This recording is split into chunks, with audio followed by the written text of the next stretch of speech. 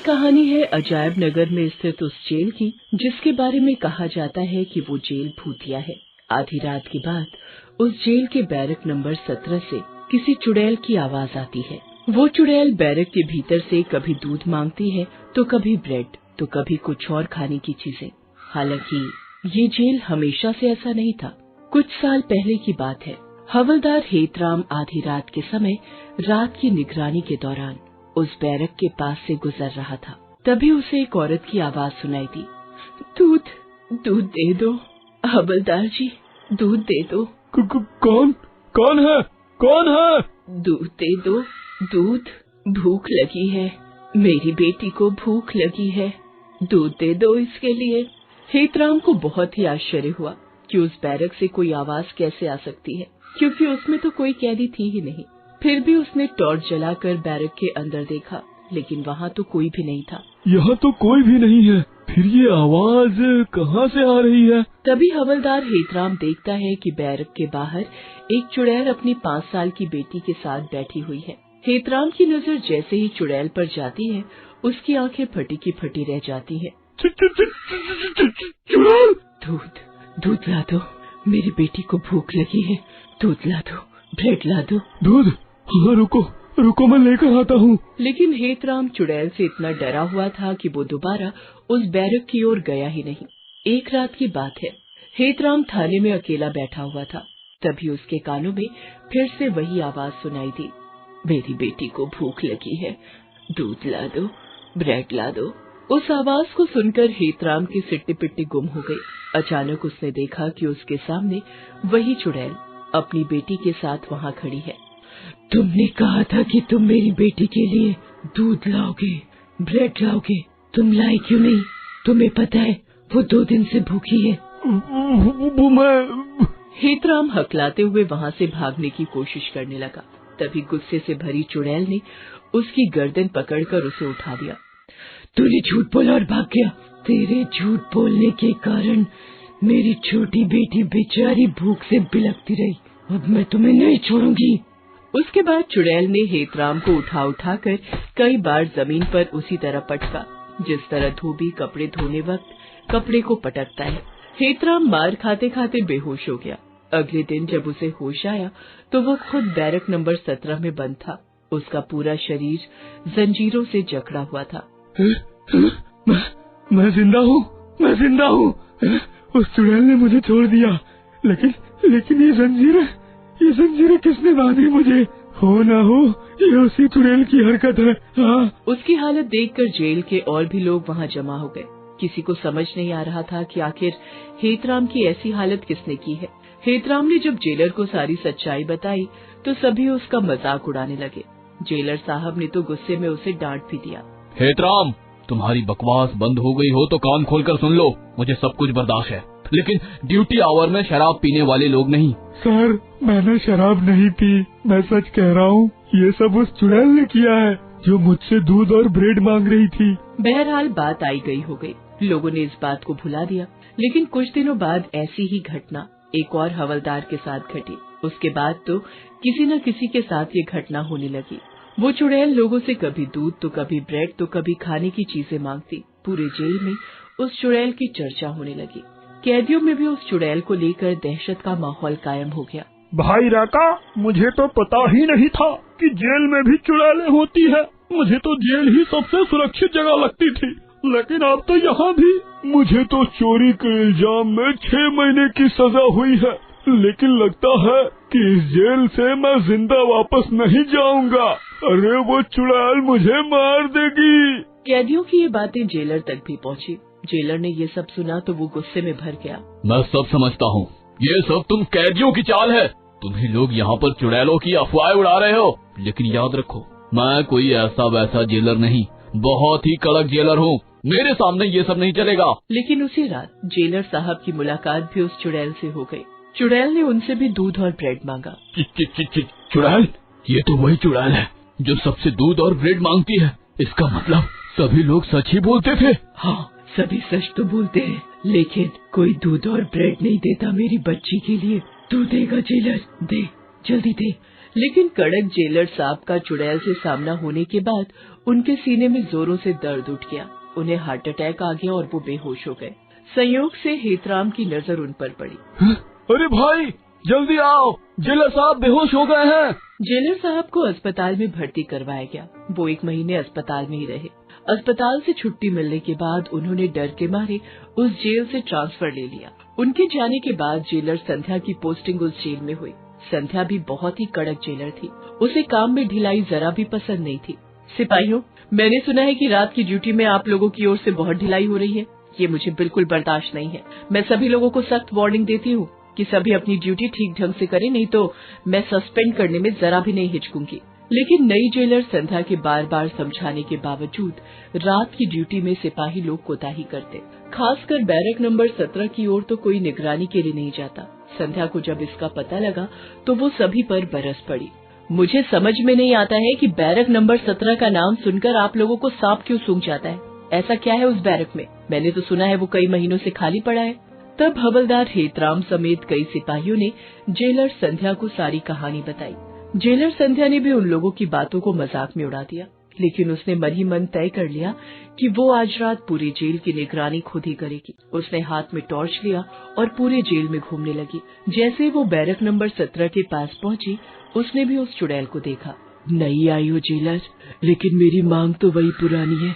मेरी बच्ची भूखी है, उसके लिए खाना दे दो, दूध दे दो, ब्रेड दे दो या कुछ भी खाने के लिए दे दे। संध्या ने उसकी बातों को गौर से सुना और उससे कहा, तुम रुको, मैं अभी ब्रेड और दूध लेकर आती हूँ। तू आएगी ना या डर के मारे भाग जाएगी? संध्या वहाँ से सीधे अपने केबिन में गई और उसने बैरक नंबर 17 की फाइल ढूंढनी शुरू की। कुछ घंटों की मेहनत के बाद उसे वो फाइल्स मिल गयी। उसने उस फाइल को पूरी तरह पढ़ा। उसके बाद दूध और ब्रेड लेकर बैरक नंबर 17 की ओर बढ़ गई। ये लो दूध और ब्रेड। तुम दूध और ब्रेड ले आई? देखो देखो, मेरी बच्ची बहुत भूखी है, उसे मैं तुरंत खिला देती हूँ। हाँ, खिला दो गुंजा। जेलर संध्या के मुंह से चुड़ैल ने जैसे ही अपना नाम सुना तो उसने उससे कहा, तुम्हें मेरा नाम किसने बताया? मैंने तुम्हारी फाइल पढ़ी है गुंजा। गुंजा एक बहुत ही अच्छी औरत थी। वो दूसरों के घरों में झाड़ू पोछा करके किसी तरह अपना घर चलाती, लेकिन उसका पति अनूपलाल बहुत ही बदमाश था। वो 1 नंबर का शराबी था। वो पूरा दिन शराब के नशे में रहता और गुंजा और उसकी बेटी चंपा को मारता पीटता। एक दिन गुंजा ने उसे शराब के पैसे देने से मना कर दिया तो क्या कहा? पैसे नहीं हैं? लगता है तुझे खूब चर्बी चढ़ गई है। अभी बताता हूँ तुझे। उसके बाद उसने गुंजा की बेल्ट से पिटाई शुरू कर दी। अपनी माँ को पिटता देख उसकी छोटी बेटी चंपा ने बीच बचाव करना चाहा तो उसके जल्लाद बाप ने उसे उठाकर पटक दिया। वो बेचारी बेहोश हो गई। अपनी बेटी की ऐसी हालत देखकर गुंजा के सब्र का बांध उस दिन टूट गया और उसने रसोई से चाकू लिया और अपने पति को मार दिया। वो जमीन पर तड़पने लगा। अनूपलाल ने दम तोड़ दिया। गुंजा ने गुस्से में तो अपने पति की हत्या कर दी, लेकिन उसे पता नहीं था कि इसका अंजाम क्या होगा। गुंजा को पुलिस पकड़ कर ले गई। वो बेचारी जेल में अपनी बेटी को हमेशा याद करती, लेकिन वो क्या कर सकती थी। एक दिन पता नहीं उसके 17 नंबर बैरक में रात के समय कहां से एक सांप घुस आया। उसने उसे काट लिया और उसकी तत्काल मौत हो गई। मरने के बाद वो चुड़ैल बन गई। उधर गुंजा की छोटी बेटी अपनी माँ के जाने के बाद भूखी प्यासी सड़क पर भटकने लगी। वो हर दिन जेल भी अपनी माँ से मिलने आती, लेकिन अब तो गुंजा मर चुकी थी। एक दिन चुड़ैल बनी गुंजा ने अपनी बेटी की ऐसी हालत देखी तो उसे उस पर बहुत दया आई। वो उसके पास गई और कहा, बेटा तू चिंता मत कर, मैं मर गई तो क्या हुआ, मैं माँ हूँ तेरी, मैं तेरे लिए कहीं से भी खाने लाऊंगी, आज से तू मेरे साथ ही रहेगी। उस दिन के बाद वो सभी से अपनी बच्ची के लिए खाना मांगने लगी। गुंजा देख, मैं जानती हूँ कि तू एक माँ है और ये सब तू एक माँ के नाते कर रही है, लेकिन ये भी एक सच है कि तू अब जीवित नहीं है। तू यहाँ रहेगी तो तू कभी मुक्त नहीं हो पाएगी। मैं वादा करती हूँ कि आज से तेरी बेटी मेरी बेटी की तरह रहेगी। मैं उसका ध्यान रखूंगी। मैं तुझसे वादा करती हूँ कि तेरी बेटी कभी भूखी नहीं रहेगी। संध्या से आश्वासन मिलने के बाद गुंजा की आत्मा वहाँ से चली गई। उस दिन के बाद से उस जेल में कोई भी घटना नहीं घटी। विश्वजीत, भोला और ज्ञान तिवारी तीनों बहुत ही अच्छे और गहरे दोस्त थे।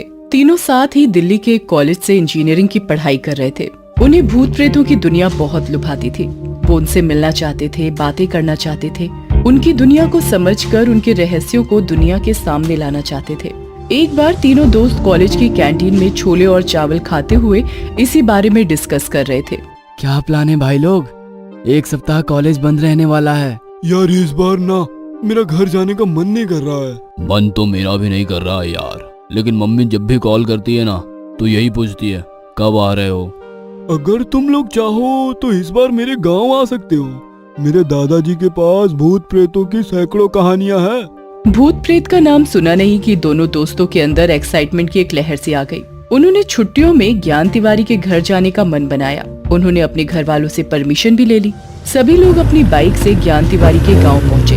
उसके दादा उन लोगों को देखकर बहुत खुश हुए। ज्ञान ने अपने सभी दोस्तों का परिचय उनसे करवाया। तुम लोग एकदम घर जैसा महसूस करना बच्चों। यहाँ मैं सिर्फ ज्ञान का दादा नहीं हूँ, तुम सभी का हूँ। पूरा दिन वे तीनों गांव घूमने में ही बिजी रहे। ज्ञान उन्हें अपने गांव की सबसे प्रसिद्ध भूतिया तालाब के पास ले गया। गांव के लोग कहते हैं कि इस तालाब में बुरी आत्माएं रहती हैं, लेकिन ज्ञान ने उन बुरी आत्माओं को आज तक नहीं देखा। तीनों दोस्त उस तालाब के पास जाकर खूब जोर जोर से चिल्लाने लगे। ए बुरी आत्माओं, कहाँ हो तुम लोग? मैं विश्वजीत तुमसे मिलने आया हूँ। अबे डर गए क्या तुम लोग? आओ ना, बाहर आओ। मुझे तो ये सारी बातें बेकार ही लगती है। बचपन से जवान हो गया, लेकिन आज तक तो कोई बुरी आत्मा दिखी ही नहीं। वो ये बातें कर ही रहे थे कि तालाब के पानी में हलचल होने लगी। पानी का रंग सफेद से धीरे धीरे लाल होने लगा। ये देखकर तीनों दोस्तों की हालत खराब हो गई। अरे ये पानी का रंग लाल कैसे हो गया? बुरी आत्माएं आ गई हैं क्या? कुछ देर पहले जो तीनों लोग शेर बने हुए थे वो एकदम से भीगी बिल्ली बन गए थे। तभी उनकी नजर अपने बिल्कुल पास खड़ी एक औरत पर गई जो अपने लाल कपड़े वहाँ धो रही थी, और शायद उसके कपड़ों का रंग कच्चा था, इसलिए उससे रंग निकल रहा था। ये देखकर तीनों दोस्तों की हंसी छूट गई। अरे डरपोक, पानी किसी भूत ने लाल नहीं किया, वो तो ये चाची यहाँ कपड़े धो रही है इसलिए हुआ। उनकी बातों को सुनकर वो औरत भी उन तीनों को घूर घूर कर देखने लगी। बहरहाल वे सभी घर लौट आए। दादाजी ने उन लोगों के लिए बहुत ही स्वादिष्ट खाना बनवा रखा था। सबने भरपेट खाना खाया। उसके बाद बातों बातों में ज्ञान ने अपने दादा से भूत प्रेत की सच्ची कहानी बताने को कहा। पहले तो उसके दादा मना करते रहे, फिर उन्होंने भूतों के एक रहस्यमयी बाजार के बारे में उन्हें बताया। भूतों का बाजार? हाँ, भूतों का बाजार। इस मेले में भूत बिकते हैं। पिशाच और प्रेतों को आप बोतल में बंद देख सकते हैं। जिन, चुड़ैल और डायन किसी दुल्हन की तरह सज धज के बैठी मिलती है इस मेले में। पर दादू, उन्हें खरीदता कौन है? तब ज्ञान के दादा ने बताया कि उन्हें खरीदते हैं तांत्रिक, भूत झाड़ने वाले मौलवी और कभी कभी तो आम इंसान भी। लेकिन कोई भी बिना तांत्रिक या मौलवी की सहायता से भूतों या प्रेतों को नहीं खरीद सकते, क्योंकि वे उन्हें नुकसान पहुंचा सकते हैं। वो तीनों दोस्त दादा की बातों को सुन तो रहे थे, लेकिन मन ही मन हंस भी रहे थे। जानते हो, ये मेला सैकड़ों साल से उसी तालाब के किनारे लगता है जिसे गांव के लोग भूतिया तालाब कहते हैं। ये मेला अमावस की रात 12 से 3 बजे तक लगता है, सिर्फ 3 घंटों के लिए। लेकिन याद रखना, कोई भी बिना तांत्रिक या मौलवी के यहाँ प्रवेश नहीं कर सकता है, और अगर प्रवेश कर गए तो मौत निश्चित है। अगले दिन ही अमावस की रात थी। पहले तो उन तीनों लड़कों ने दादाजी की पूरी बात को कोई मनगढ़ंत कहानी ही समझा, लेकिन जो रात होने लगी उन लोगों का मन वहाँ जाने को मचलने लगा। यार, एक बार ट्राई करके देखते हैं ना, क्या पता सच में कोई ऐसा बाजार हो। मुझे तो दादाजी की बातों पर भरोसा नहीं है। काफी देर तक वे तीनों इसी असमंजस में रहे कि वहाँ जाएं या ना जाएं। आखिरकार अपने दादा को बिना बताए वे चल दिए थे अपनी बाइक पर उस बाजार को देखने के लिए। उन तीनों ने अपने दादा की उस बात को बिल्कुल सीरियसली नहीं लिया जब उन्होंने कहा था कि इस बाजार में बिना तांत्रिक या मौलवी के प्रवेश नहीं कर सकते। यार, तुम्हारे दादा ने कहा था कि उस बाजार में किसी तांत्रिक या मौलवी के बिना नहीं जा सकते। अरे मैं हूँ ना सबसे बड़ा तांत्रिक। ये कहकर वे तीनों खिलखिलाकर हंसने लगे। तीनों की बाइक अपनी स्पीड में जा रही थी। लगभग आधे घंटे बाद वो उस तालाब के पास पहुँचे, लेकिन वहाँ तो कुछ भी नहीं था। हर तरफ सन्नाटा ही सन्नाटा था। वे सभी दादाजी पर गुस्सा करते हुए वापस लौटने का सोच ही रहे थे, तभी उन्होंने देखा कि तालाब का पानी बीच से फट रहा है और अब पानी की जगह एक रास्ता बन गया है। ये देखकर उनकी आंखें फटी की फटी रह गईं। उन्हें लगा कि कोई अदृश्य ताकत उन तीनों को भीतर खींच रही है। वो सम्मोहित होकर उस तरफ चल पड़े। तालाब के बीच पहुंचते ही उन्हें एक और झटका लगा। वहाँ तो एक बहुत बड़ा बाजार लगा हुआ था। देखा, मैंने कहा था ना, मुझे दादू की बात पर भरोसा नहीं, कुछ नहीं है ना यहाँ। अरे यही है वो बाजार जिसके बारे में दादाजी बता रहे थे।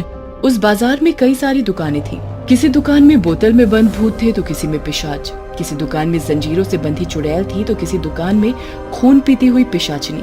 सबसे भयानक तो उसे आत्माओं की वो दुकान लगी जहाँ पर वे सभी अजीब अजीब हरकत कर रहे थे और सभी के हाथों में मानव सिर था जिसे कुछ आत्माएं खा रही थी तो कुछ आत्माएं सिर से टपकते खून को पी रही थी। अरे अरे यारो, चलो यहाँ से, मुझे तो इन्हें देखकर डर भी लग रहा है और उल्टी भी आ रही है। भूतों और आत्माओं के अनोखे बाजार को देखकर उन तीनों का सिर चकरा रहा था। उन्होंने देखा कि कई मौलवी या तांत्रिक भूतों को खरीदकर एक बोतल में बंद कर रहे हैं और अपनी झोली में लेकर जा रहे हैं। तांत्रिक या मौलवी या अघोरी उन भूतों का क्या करते हैं, ये सवाल उन तीनों के दिमाग में लगातार चल रहा था। यार, यहाँ से निकल, बाद में पता करेंगे इन भूतों का क्या करते हैं। तभी ज्ञान ने देखा कि उस मेले में उसके दादाजी भी आए हैं। जैसे ही उसकी नजर दादाजी पर गई, वो छिपने की कोशिश करने लगा, लेकिन दादाजी ने उसे देख लिया था। उन्होंने इशारे से उसे अपने पास बुलाया। ज्ञान अपने दादा के पास जाने लगा। विश्वजीत और भोला का ध्यान दूसरी तरफ था। उन्होंने अभी ज्ञान के दादा को नहीं देखा था। तभी उन्हें ज्ञान के चीखने की आवाज आई। बचाओ, बचाओ, विश्वजीत, भोला, बचाओ। जब तक वो उसके पास पहुंचते, उन्होंने देखा कि ज्ञान तो आग के कुएं में गिर गया है। आग की लपट ऊपर तक उठ रही है। जलन के मारे वो चीख रहा है। विश्वजीत और भोला कुएं के पास चले तो गए, लेकिन वो उसकी कोई मदद नहीं कर पाए। ज्ञान तिवारी जलकर मर गए। हमारा दोस्त मर गया, अब हम भी मर जाएंगे, कोई नहीं बचेगा। उसके बाद भोला को पता नहीं क्या हो गया। वो अपना शरीर अपने नाखूनों से नोचने लगा और जमीन पर उलटने पलटने लगा। फिर वो नाखून से जमीन को कुरेदने लगा। जैसे ही जमीन की मिट्टी हटी, उसके नीचे से कई सारे सांप दिखाई दिए। उन्हें देखकर भोला विश्वजीत को अजीब सी आवाज निकालकर बुलाने लगा। विश्वजीत, सांप देख, यहाँ कितने सांप है। विश्वजीत ने भोला की ओर देखा। उसका चेहरा लाल हो गया था। उसकी आवाज भी बदल गई थी और वो सांप सांप चिल्ला रहा था।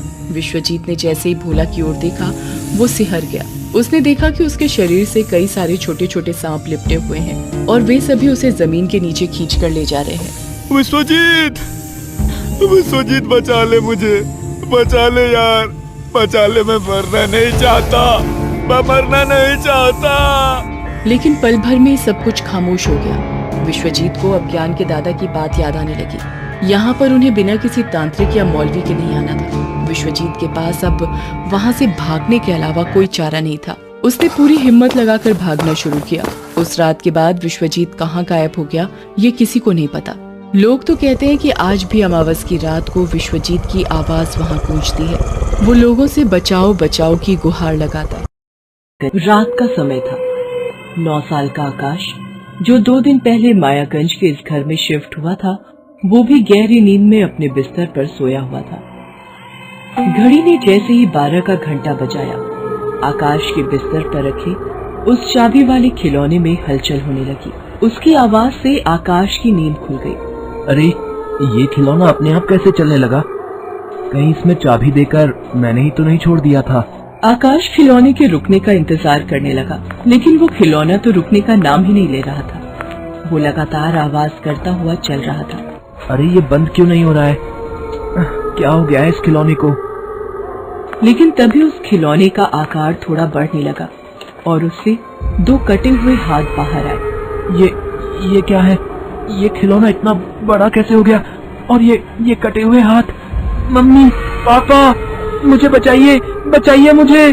पापा, मुझे बचाइए। ये कटे हुए हाथ, ये मुझे पकड़ रहे हैं।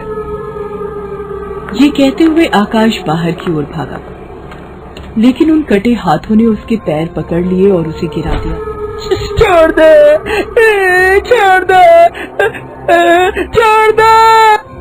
उसकी मम्मी शोभा और पापा देवेश, जो दूसरे कमरे में सोए हुए थे, उन्होंने जब उसकी आवाज सुनी तो भागते हुए उसके कमरे में आए। आकाश ने जब उन्हें देखा तो, पापा, मुझे बचाइए। ये कटे हुए हाथ, ये मुझे पकड़ रहे हैं। आकाश का डरा हुआ चेहरा और उसकी हालत देखकर उसके मम्मी पापा शॉक्ड रह गए। आकाश, आकाश, ये तुम क्या बोल रहे हो? कौन सा कटा हाथ? मम्मा, वो कटे हुए हाथ इस चाबी वाले खिलौने से निकले थे। उन्होंने मेरा पैर पकड़ लिया था। उन दोनों को कुछ समझ नहीं आ रहा था कि उनका बेटा आखिर बोल क्या रहा है, क्योंकि वहाँ कोई कटा हाथ नहीं था। हाँ, वो चाबी वाला मामूली खिलौना तो था, लेकिन वो तो एक और पड़ा हुआ था। मम्मी, पापा, आप लोग मेरी मदद क्यों नहीं कर रहे हैं? ये मुझे मार देगा। ये कहकर आकाश चीखता हुआ बेहोश हो गया। पूरी रात वो बेहोश रहा। अगली सुबह जब उसकी आंख खुली तो वो एक बार फिर से रात की तरह ही चीखने लगा। पापा, पापा, मम्मा, वो हाथ वो मुझे मार देगा। आकाश बेटा, तुम्हें कोई नहीं मार रहा है। कोई भी कहीं भी कोई कटा हाथ नहीं है। तुमने जरूर कोई भयानक सपना देखा है और उसी की बात तुम्हें बार बार याद आ रही है। नहीं माँ, वो सपना नहीं था, वो सच था। सच, वो खिलौना वो बहुत बड़ा हो गया था और उससे 2 कटे हाथ निकले थे। बेटा, भला बेजान खिलौनों से कोई हाथ कैसे निकल सकता है और वो कैसे बड़ा हो सकता है? वो देखो, वो छोटा सा खिलौना तो वहां पड़ा है। 2 दिन तक तो सब कुछ सामान्य रहा, लेकिन तीसरे दिन की बात है। रात के 1 बज रहे थे। आकाश अपने मम्मी और पापा के साथ ही लेटा हुआ था। हालांकि उसकी आंखों से नींद कोसों दूर थी। तभी उसे खिड़की के पास से कुछ खटपट की आवाज सुनाई दी। ये खिड़की के पास से कैसी आवाज आ रही है? आकाश मनी मन ये सोच ही रहा था कि तभी खिड़की खुद ब खुद खुल गई। आकाश ने डरते हुए खिड़की की तरफ देखा तो उसके मुंह से चीख निकल गई। खिड़की पर वही चाबी वाला खिलौना खड़ा था। मम्मी, मम्मी, पापा बचाओ, वो फिर से आ गया है।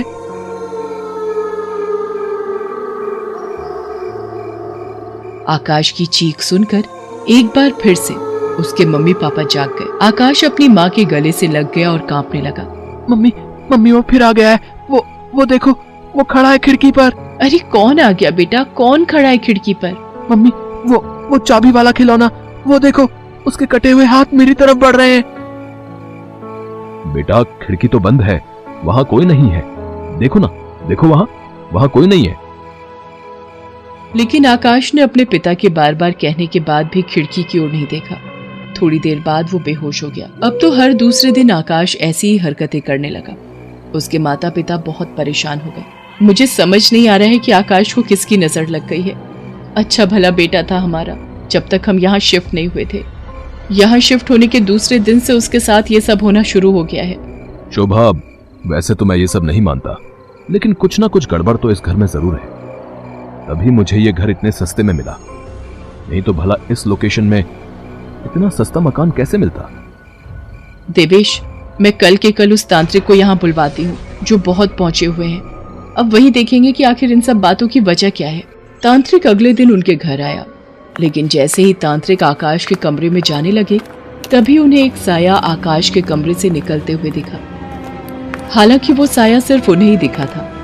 तांत्रिक आकाश के पास गए। देख, मैंने तुझे देख लिया है। तू सामने आ और बता, क्यों तू इस बच्चे को परेशान कर रही है? आ सामने, सामने आ। लेकिन कोई भी बुरी शक्ति या आत्मा वहां नहीं आई। कौन है वो जो मेरे बेटे को परेशान कर रही है? तांत्रिक ने उसकी बात का कोई जवाब नहीं दिया। वो बस जमीन की ओर देखते रहे और कुछ सूंघने की कोशिश करने लगे। अचानक उन्होंने आकाश के पापा से कहा, फावड़ा लेकर जल्दी से आइए और यहाँ की खुदाई करिए। आकाश के पापा भागकर फावड़ा लेने गए। इस बीच तांत्रिक ने आकाश की माँ से 12 नींबू लाने को कहा और फिर उन्होंने उन नींबुओं को लाल रंग से रंग दिया। तब तक आकाश के पापा फावड़ा लेकर आ गए थे। उन्होंने तांत्रिक के कहे अनुसार वहां खुदाई शुरू कर दी। जैसे जैसे वो खुदाई करते, तांत्रिक एक एक नींबू उसमें डालते जाता। अचानक उन्हें जमीन में 2 कटे हुए हाथ दिखाई दिए। गड्ढे में वो चाबी वाला खिलौना भी उन्हें दिखा। आकाश के मम्मी पापा उस खिलौने और कटे हुए हाथ को देखकर शॉक्ड रह गए। उसके बाद तांत्रिक ने 12वें नींबू पर जोर से फूंक मारी और उसे गड्ढे में डालते हुए कहा, बस अब रोक दीजिए, अब नहीं करिए खुदाई। उसके बाद वहां किसी औरत की हंसी की आवाज आने लगी।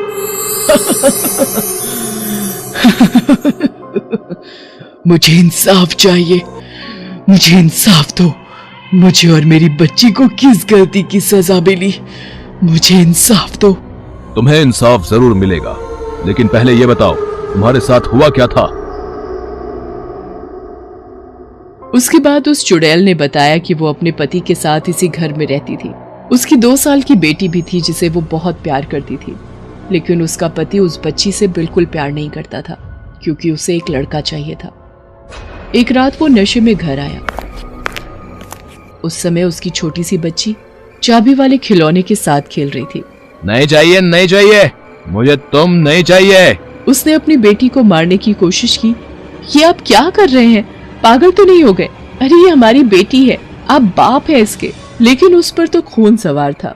उसने दोनों को बेरहमी से मार दिया और उसे यहीं जमीन के नीचे दफन कर दिया। तब से मेरी आत्मा यही भटक रही है। मेरे पति ने मुझे मार दिया और फिर इस घर को बेचकर फरार हो गया। मुझे उस दानव को सजा दिलवानी है। भला एक बाप कैसे अपनी बेटी से इतनी घृणा कर सकता है? भला बेटियों से इतनी नफरत क्यों? उसके बाद तांत्रिक ने आकाश के पापा को कहकर तुरंत पुलिस बुलाई और उन्हें सारी कहानी बताई। कुछ जद्दोजहद के बाद वो राक्षस पकड़ा गया। पुलिस ने उसे जेल भेज दिया। उसके बाद चुड़ैल की आत्मा को मुक्ति मिल गई। राजू की सेहत अचानक खराब होने के कारण उसे शहर के जाने माने अस्पताल में भर्ती किया गया। राजू के साथ राजू की मां भी है। डॉक्टर राजू की जांच कर रहे हैं। डॉक्टर, क्या हुआ मेरे राजू को? वैसे घबराने की कोई बात नहीं है। हल्का सा बुखार है। मैं कुछ दवाइयां लिख देता हूं, शाम तक बुखार उतर जाना चाहिए। और शाम तक राजू को आप हमारी निगरानी में रखिए और ये दवाइयां ले आइए। डॉक्टर दवाई की पर्ची राजू की मां के हाथ में देता है। ये दवाइयां कैसे देनी है? नर्स को देना, वो देंगी ठीक से। जी डॉक्टर। बेटा तुम रुकना, मैं दवाई लाती हूँ। डॉक्टर निकल जाते हैं। राजू की मां दवाई लेने चली जाती है। अस्पताल के उस वार्ड में कुछ पेशेंट के अलावा कोई नहीं है। राजू पूरे वार्ड में अपनी नजर घुमाता है। उसे सोए हुए कुछ पेशेंट दिखते हैं। राजू खुद से बात करता है। कितना अजीब लग रहा है, ये बेडशीट भी कितनी गंदी है। मैं वहां सोता हूं। राजू उस बेड से उठकर सामने वाले बेड पर जाकर सोता है। ये ठीक लग रहा है। इस बेड पर राजू ने अपना कब्जा जमा तो लिया, पर कुछ ही देर में राजू को वहां अजीब महसूस होने लगा। उसको वहां डर भी लग रहा था। तभी वहां नर्स आती है। उसके हाथ में सलाइन की बोतल है। तुम्हारी मम्मी कहाँ गई? दवाइयां लेने।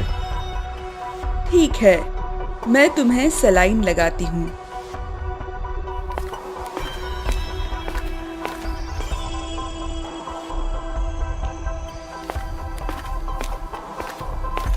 हो गया।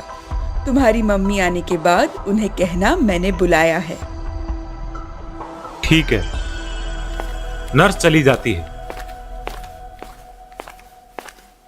राजू सलाइन की तरफ देख रहा है। तभी अचानक उसे सलाइन में एक औरत दिखाई देती है। राजू डर के जोर से चिल्लाता है। तभी वहां नर्स और कुछ हॉस्पिटल स्टाफ आ जाता है। क्या हुआ तुम्हें? ठीक हो ना? इस सलाइन में कोई है। ये सलाइन निकालो, अभी निकालो। देखो बच्चे, ये मेडिसिन है। इसमें कैसे कोई हो सकता है? तुमने शायद कोई बुरा सपना देखा है। नहीं, मैं सोया नहीं था। मैं इस सलाइन को देख रहा था, तभी अचानक मुझे इसमें एक औरत दिखाई दी। इतनी छोटी सी बोतल में कोई औरत कैसे जा सकती है? तुम्हारा बुखार शायद दिमाग में चढ़ रहा है। मैं डॉक्टर को बुलाती हूँ। तभी वहां राजू की मां आती है।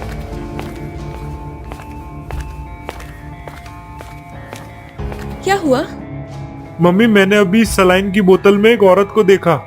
मुझे बहुत डर लग रहा है मम्मी, हम घर चलते हैं। पर बेटा, बोतल में कैसे औरत हो सकती है? हम भी तो यही समझा रहे हैं।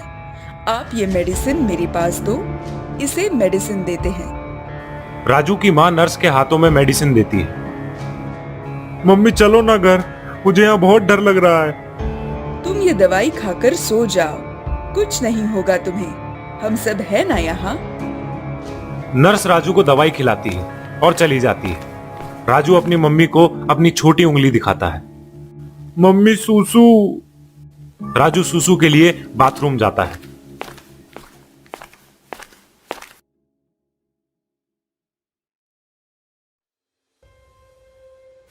राजू अकेला सोया है। उसके बेड के नीचे से किसी औरत की आवाज आ रही है। राजू, ओ राजू, ऐसे सोना मत, ये लोग तुम्हें मार डालेंगे। उठ जाओ राजू। राजू अपनी आंखें खोलता है और बेड से उठकर नीचे झांक कर देखता है। नीचे एक चुड़ैल है। वो राजू की तरफ अपना हाथ बढ़ाती है। आ जाओ, मेरे पास आओ, हम दोनों मिलकर सबको खत्म करेंगे। ये लोग बहुत खतरनाक है। चुड़ैल राजू का हाथ अपने हाथ में पकड़ने लगती है। तभी राजू जोर से चिल्लाता है और नींद से उठता है। हम देखते हैं कि राजू के पास ही उसकी माँ बैठी है। क्या हुआ? मम्मी, बेड के नीचे कोई है। बेड के नीचे कौन हो सकता है? राजू की माँ जमीन पर बैठकर बेड के नीचे झांकती है और नीचे देखकर एकदम से चौंक जाती है। राजू की माँ को नीचे भी राजू दिखाई देता है। वो बहुत डरा हुआ है और अपनी मम्मी से कहता है, मम्मी कहाँ गई थी तुम? देखो ऊपर बेड पर कोई है। राजू की माँ जब ऊपर देखती है, बेड पे से राजू पूछता है, देखा मम्मी कौन है? और जब राजू की माँ नीचे देखती है तब नीचे से राजू पूछता है, मम्मी देखा? ये देखकर राजू की माँ बहुत हैरान होती है। वो डर जाती है। अब वो भी क्या करे, उसे कुछ समझ ही नहीं आता। अब राजू की माँ के सामने सवाल है कि मेरा राजू कौन सा है, बेड के नीचे वाला या बेड पे सोया हुआ? नहीं, ये सच नहीं है, मैं सपना देख रही हूँ। एक जैसे दिखने वाले दो राजू कैसे हो सकते हैं? मम्मी ये क्या हो रहा है? घर चलो, मुझे बहुत डर लग रहा है। मम्मी क्या कर रही हो ऊपर? वो तुम्हें मार डालेगा। तुम जल्दी नीचे आओ, हम यहाँ छुपते हैं। मम्मी नीचे आओ जल्दी, मुझे यहाँ बहुत डर लग रहा है। ये क्या चल रहा है सब? राजू तुम हो या नीचे वाला? राजू की माँ नीचे जाकर उसे भी पूछती है, कौन हो तुम? मम्मी क्या हुआ है तुम्हें? मैं राजू। तो फिर ऊपर कौन है? राजू की माँ ऊपर देखती है। फिर राजू की माँ राजू, राजू कहते हुए रोते हुए बार बार ऊपर नीचे देख रही है। रोते हुए हॉस्पिटल का स्टाफ, डॉक्टर, नर्स और सूसू के लिए गया हुआ राजू भी देख रहा है। ना बेड के ऊपर कोई है, ना बेड के नीचे कोई है। इन्हें क्या हुआ? ये ऐसा क्यों कर रही है? शायद ये स्प्लिट पर्सनालिटी का मरीज है। क्या इन्हें हमें रोकना चाहिए? नहीं, अभी नहीं, इनको नॉर्मल होने दो। राजू भागते हुए अपनी मम्मी के पास आता है। मम्मी ये क्या कर रही हो तुम? मैं तो इधर हूँ, सूसू के लिए गया था ना। राजू को देखकर राजू की माँ एकदम से शांत हो जाती है। कुछ देर राजू को देखती रहती है। तुम यहाँ हो? तो बेड के नीचे कौन था? देखो, तुम बेड के ऊपर भी थे। मैंने तुम्हें दो जगह पर एक साथ देखा है। मम्मी ऐसे कैसे हो सकता है? तभी राजू की माँ अचानक से गंभीर हो जाती है। हाँ, हो सकता है ऐसे, जैसे तुमने सलाइन में औरत को देखा था। और पता है, वो औरत मैं ही हूँ। कोई नहीं बचेगा अब। मैं सबको मार डालूंगी। मम्मी क्या बोल रही हो? मुझे डर लग रहा है। हट रे लड़के, मैं तेरी मम्मी नहीं हूँ। राजू की माँ ऐसा बर्ताव करने लगती है जैसे उसके अंदर कोई चुड़ैल जाकर बैठी हो। वो घूर के डॉक्टर को देख रही है। मैं तुम्हें भी नहीं छोड़ूंगी, सबको मार डालूंगी, सबको। डॉक्टर धीरे से नर्स के कान में बोलते हैं, लगता है इन्हें बेहोशी वाला इंजेक्शन देना पड़ेगा। इनका अटैक बढ़ता जा रहा है। लाती हूँ। नर्स चली जाती है। डॉक्टर राजू की माँ के पास आते हैं। देखो तुम शांत हो जाओ। आप यहाँ राजू के इलाज के लिए आए हो ना? राजू की माँ डॉक्टर को जोर का धक्का देती है। डॉक्टर दूर जाकर गिरता है। इलाज तो मैं तुम्हारा करूंगी। तुम लोग यहाँ किस चीज का इलाज करते हो सब पता है मुझे। तुम्हारे काले धंधे के लिए तुम लोगों की जान लेते हो। देखो तुम्हारी कुछ गलतफहमी हुई है। हम यहाँ सिर्फ लोगों की सेवा करते हैं, उनकी बीमारी का इलाज करके उन्हें ठीक करते हैं। हम कोई चोर या डकैत नहीं है। तुम कौन हो अच्छी तरह से जानती हूँ मैं। शायद तुम मुझे नहीं जानते। कौन हो तुम? तभी पीछे से आकर अचानक से नर्स राजू की माँ को बेहोशी वाला इंजेक्शन दे देती है। राजू की माँ तुरंत ही बेहोश होने लगती है। तभी हॉस्पिटल का स्टाफ उन्हें पकड़कर बेड पे सुला देता है। मम्मी क्या हुआ तुम्हें? उठ जाओ ना मम्मी। बेटा तुम्हारी मम्मी सो रही है, उन्हें कुछ नहीं हुआ है। इनकी नींद खुलने पर आप घर जा सकते हो। नर्स और डॉक्टर चले जाते हैं। राजू उधर ही अपनी मम्मी के पास बैठा है। अस्पताल का माहौल कुछ डरावना सा है। डॉक्टर राजू की मां को चेक करने आए हैं। डॉक्टर मां को चेक कर रहे हैं। राजू की मां अचानक से अपनी आंखें खोलती है और डॉक्टर का हाथ पकड़ती है। लक्ष्मी को पहचानते हो? कौन लक्ष्मी? वही तुम्हारे हॉस्पिटल में भर्ती हुई थी। अपेंडिक्स का ऑपरेशन करना था, पर तुमने तो उसकी दोनों किडनी निकाल ली और उसको मार डाला। पर तुम्हें कैसे पता? मेरी किडनी निकालने के बाद मुझे नहीं पता चलेगा? मैं इतनी बेवकूफ चुड़ैल नहीं हूँ। चुड़ैल? हाँ। ये बात सुनकर डॉक्टर वहां से भाग जाता है। राजू की मां में आई हुई लक्ष्मी की आत्मा डॉक्टर के पीछे जाने लगती है, पर यह आत्मा डॉक्टर के अलावा किसी को भी नहीं दिख रही है। डॉक्टर को ऐसे भागते देखकर वहां के लोग डॉक्टर पे हंस रहे हैं। अरे लगता है अब ये डॉक्टर पागल हो गया है। कहीं हम पागलों के अस्पताल में तो भर्ती नहीं हुए हैं ना? नर्स मुझे डिस्चार्ज कर दो। ये सब देखकर कहीं मैं ना पागल हो जाऊं। आपने 10 दिन का डिपॉजिट रखा है।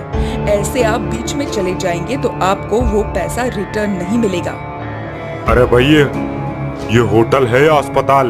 लगता है आप भी पागल हो गए। अजीब आदमी है, हॉस्पिटल को होटल कह रहा है। नर्स चली जाती है। वो पेशेंट अपना सामान पैक करने लगता है। डॉक्टर इधर उधर भाग रहा है और उसके पीछे लक्ष्मी की आत्मा भाग रही है। लक्ष्मी जी मुझे माफ कर दो, मुझसे बहुत बड़ी गलती हो गई लक्ष्मी जी। गलती तो तेरे माँ बाप ने की है, तुझ जैसे कमीने को पैदा करके। अब गलती से पैदा हुआ है तो तुझे मरना तो पड़ेगा ही। जीकर भी क्या करेगा? और 2-4 लोगों की किडनियां निकालेगा। नहीं निकालूंगा, मुझे माफ कर दो। आज के बाद मैं ईमानदारी से पेशेंट का इलाज करूंगा। तेरी ईमानदारी तो तभी मर गई जब तूने मेरी किडनी निकालकर मुझे मार डाला था। लक्ष्मी की आत्मा डॉक्टर के ऊपर हमला करती है। डॉक्टर खुद को बचाने की बहुत कोशिश करता है, इधर उधर भागता रहता है, पर आखिर लक्ष्मी की आत्मा डॉक्टर को पकड़कर उसके गले में अपने नाखून घुसाकर मार डालती है। डॉक्टर की आवाज से नर्स और कुछ लोग वहां आते हैं। डॉक्टर का खून हुआ देखकर सब घबरा जाते हैं। नर्स जोर से चिल्लाती है, खून खून। तभी हम देखते हैं कि अपने बेड पर सोई हुई राजू की मां की आंख खुलती है। मम्मी चलो ना, घर चलते हैं। अरे मैं कैसे, क्या सो गई थी? चलो चलो निकलते हैं। राजू और राजू की मां घर के लिए निकल रहे हैं और अस्पताल में डॉक्टर के खून की वजह से भगदड़ मची हुई है।